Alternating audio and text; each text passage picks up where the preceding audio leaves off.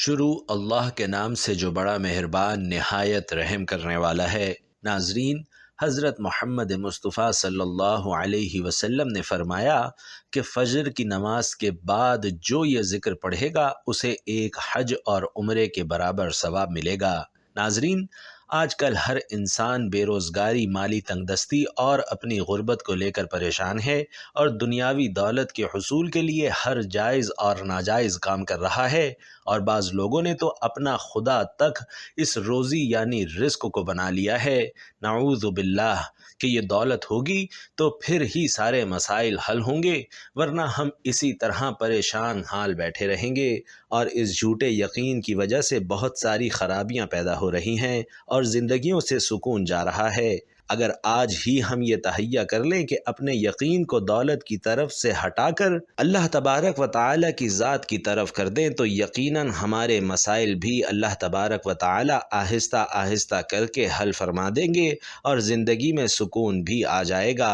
اگر یقین نہیں آتا تو آزما کر دیکھ لیجئے۔ ناظرین، آج کی اس معلوماتی ویڈیو میں ہم آپ کو ایک ایسا ذکر بتائیں گے کہ جس کو نماز فجر ادا کرنے کے بعد کرنے سے نبی کریم صلی اللہ علیہ وسلم نے فرمایا کہ ایک مکمل حج اور ایک مکمل عمرے کا ثواب آپ کو حاصل ہوگا، اور اس کے ساتھ ہی ساتھ آپ کے ساتھ ایک بہت ہی مجرب، ایک بہت ہی آسان سورۃ الکوثر کا ایک بہت ہی آزمودہ وظیفہ بھی شیئر کریں گے، اور یہ وظیفہ بہت ہی مختصر اور بہت ہی آسان سا ہے۔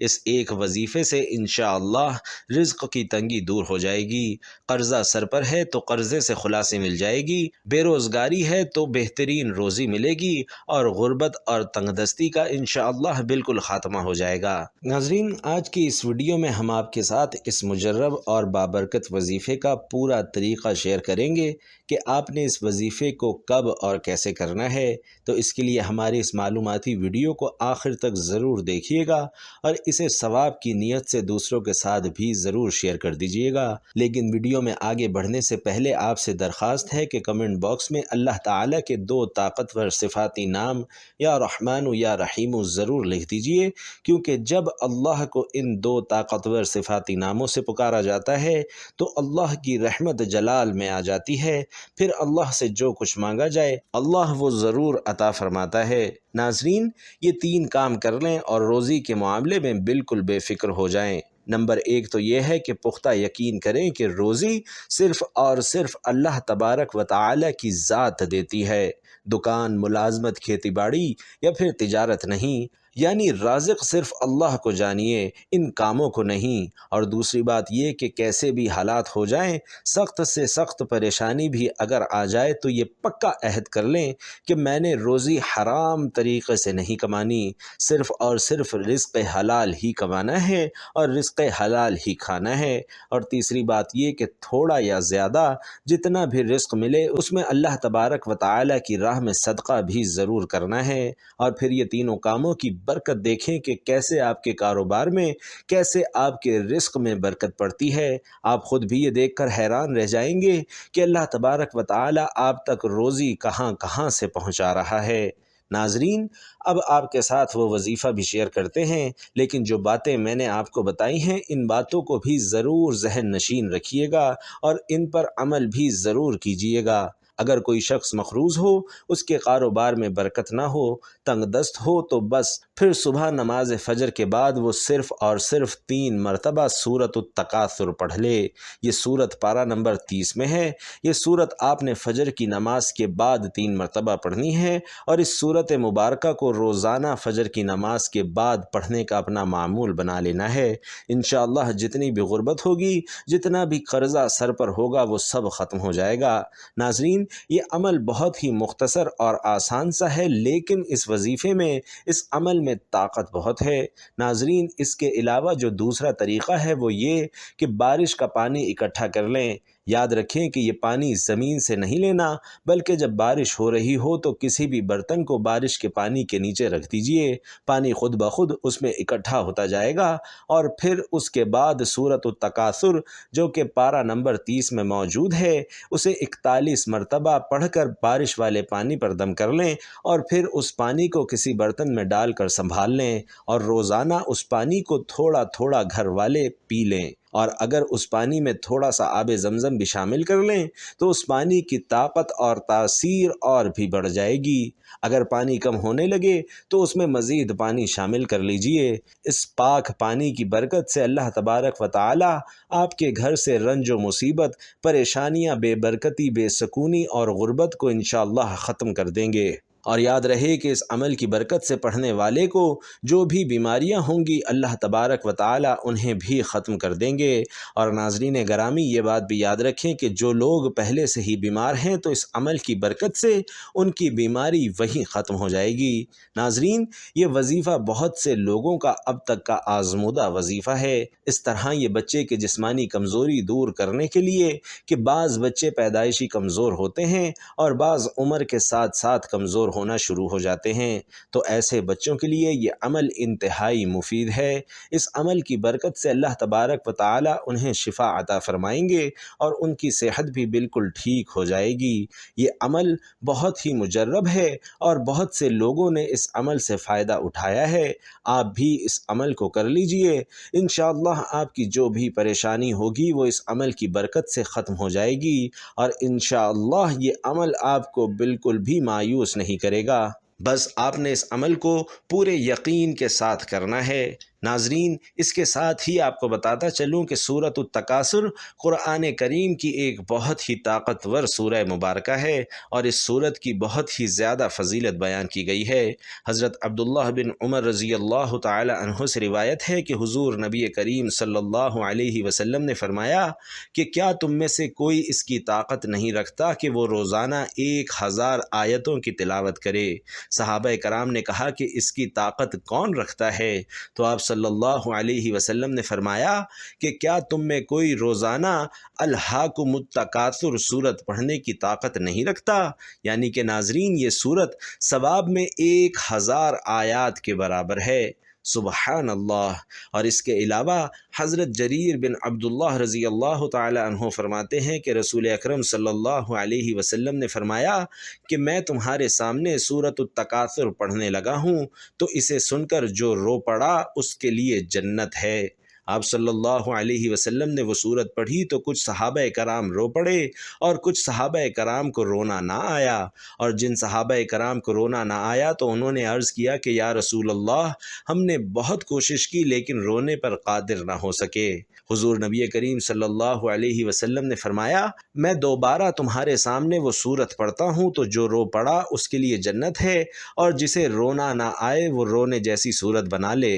تو ناظرین، آپ اندازہ لگا سکتے ہیں کہ یہ سورت کس قدر افضل ہے۔ اس لیے جو بھی شخص اس سورہ مبارکہ کا یہ بابرکت وظیفہ اور عمل کرے گا تو انشاءاللہ اسے جو بھی حاجت ہوگی، جو بھی اس کی ضرورت ہوگی، تو اللہ تبارک و تعالی اس کی تمام حاجتیں پوری فرما دیں گے۔ اس سورہ مبارکہ کی برکت سے اللہ تبارک و تعالی آپ کی تمام پریشانیاں، بیماریاں، مصیبتیں اور آفتوں کو ختم کر دیں گے اور آپ کے گھر میں اپنی رحمتیں اور برکتیں نازل فرمائیں گے۔ معزز بھائیوں اور بہنوں، یاد رکھیں کہ یہ وظیفہ جو ہم نے آپ کو بتایا ہے، جو آپ نے فجر کی نماز کے بعد کرنا ہے، اس وظیفے کو آپ نے لگاتار کچھ روز تک ضرور کرنا ہے، یعنی آپ نے اس عمل کو روزانہ کی بنیاد پر کرنا ہے۔ یہ سورہ مبارکہ بہت ہی مختصر، بہت ہی آسان لیکن انتہائی طاقتور ہے، اس لیے آپ اس سورہ مبارکہ کو یاد کر لیجئے اور اس سورت کو آپ نے صبح فجر کی نماز کے بعد 3 بار لازمی پڑھنا ہے۔ پھر آپ دیکھیے گا کہ آپ کے رزق میں دن بدن کتنی برکتیں آتی ہیں۔ آپ خود بھی یہ دیکھ کر حیران رہ جائیں گے کہ اتنا رزق کہاں سے رہا ہے۔ سیدنا ابو ہریرہ رضی اللہ تعالی عنہ نے نبی کریم صلی اللہ علیہ وسلم سے روایت کیا ہے کہ آپ صلی اللہ علیہ وسلم نے فرمایا کہ اس ذات کی قسم جس کے ہاتھ میں محمد کی جان ہے، مجھے ایسے لوگوں کے ساتھ بیٹھنا جو نماز فجر سے لے کر طلوع آفتاب تک اللہ سے دعا کرتے ہیں اور اس کا ذکر کرتے ہیں۔ یہ عمل اولاد اسماعیل میں سے 4 غلام آزاد کرنے سے زیادہ محبوب عمل ہے، یا عصر سے غروب آفتاب تک کہ میں ان کے مثل آزاد کروں۔ حضرت عیسیٰ علیہ السلام فرماتے ہیں کہ خوش نصیب ہے وہ شخص جس کا بولنا ذکر اللہ ہے اور نصیحت ہو، اور اس کا چپ رہنا غور و فکر ہو، اور اس کا دیکھنا عبرت اور تنبیہ ہو۔ اس لیے ذکر الہی کرنے والے مجاہدوں اور دیگر عبادت گزاروں سے زیادہ افضل ہیں۔ رسول علیہ الصلاۃ والسلام نے صحابہ کرام کو مخاطب کر کے فرمایا، کیا میں تمہیں تمہارے ان اعمال کے بارے میں نہ بتاؤں جو تمہارے سب عملوں سے زیادہ بہتر ہیں اور تمہارے مالک یعنی اللہ رب العالمین کے نزدیک سب سے پاکیزہ تر ہیں اور تمہارے عملوں کے درجوں میں سب عملوں سے زیادہ بلند درجے والے ہیں اور سونا اور چاندی کے خرچ کرنے سے بھی بہتر ہیں اور اس سے بھی بہتر ہیں کہ تم اپنے دشمن سے ملو اور ان کی گردنوں کو مارو اور وہ تمہاری گردنوں کو ماریں، یعنی جہاد فی سبیل اللہ سے بھی بہتر ہے۔ صحابہ کرام نے عرض کیا کہ یا رسول اللہ صلی اللہ علیہ وسلم، ضرور فرمائیے کہ ہمارے وہ کون سے اعمال ہیں؟ تو آپ صلی اللہ علیہ وسلم نے فرمایا، یاد الہی یعنی ذکر الہی تمہارے تمام عملوں سے حتیٰ کہ جہاد سے بھی زیادہ افضل ہے۔ ناظرین، سیدنا انس بن مالک رضی اللہ تعالی عنہ سے مروی ہے کہ رسول اللہ صلی اللہ علیہ وسلم نے فرمایا کہ جو شخص فجر کی نماز با جماعت ادا کرے اور پھر سورج طلوع ہونے تک اللہ سبحانہ و تعالی کا ذکر کرتا رہے اور پھر 2 رکعت نماز ادا کرے تو یہ اس کے لیے ایک حج اور عمرے کے اجر کے برابر ہو جائے گا۔ رسول کریم صلی اللہ علیہ وسلم نے فرمایا کہ مکمل حج اور مکمل عمرے کے برابر، یعنی جو بندہ سورج نکلنے کے بعد نماز چاشت پڑھتا ہے تو اسے ایک پورے حج اور عمرے کے برابر ثواب ملتا ہے۔ سبحان اللہ۔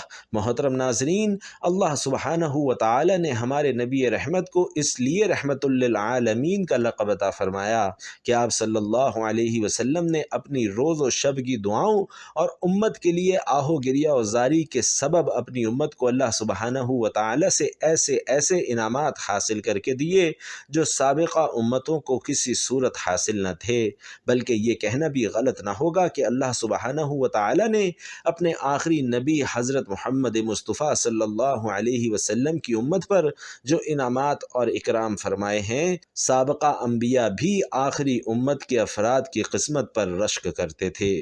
سبحان اللہ۔